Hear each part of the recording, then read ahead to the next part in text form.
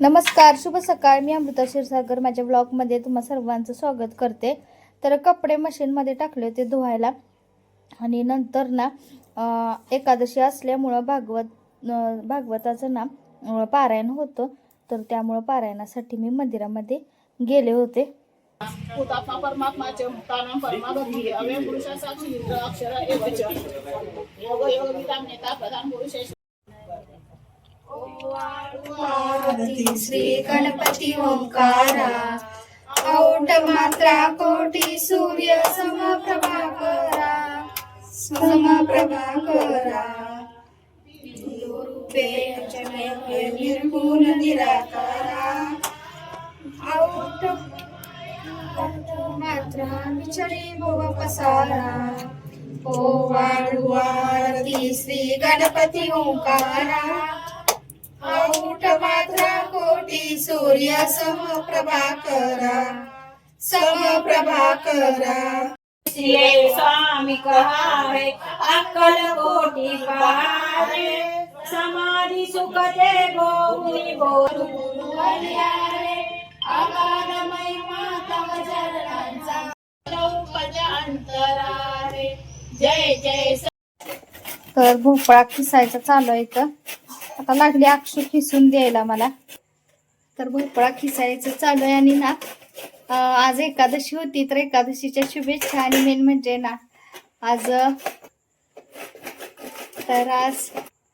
मराठी भाषा गौरव दिन होता. तर आपण मराठी बोलतो, आपण मराठी आहोत. तर तुम्हा सर्वांना मराठी भाषा गौरव दिनाच्या त्याचबरोबर एकादशीच्या खूप साऱ्या शुभेच्छा. आणि इथं चालले आता भोपळा खिसून त्याची खीर बनवायची म्हणून खिसायचं चालू आहे.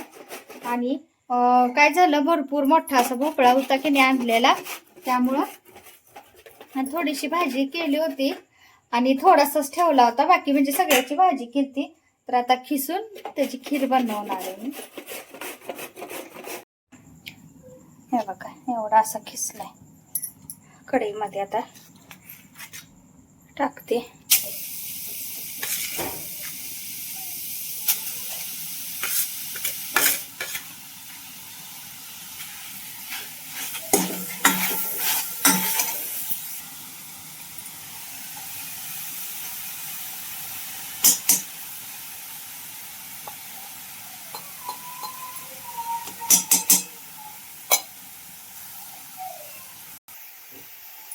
तर चांगलं तुपात असं ना परतून घेणार आहे, भाजून घ्यायचंय.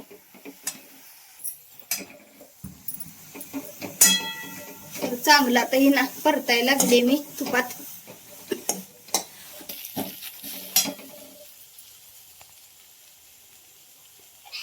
आता दूध टाकायचं यामध्ये. चांगलं तुपात परतून घेतले उशीर, अजून दूध लागतं ह्याला.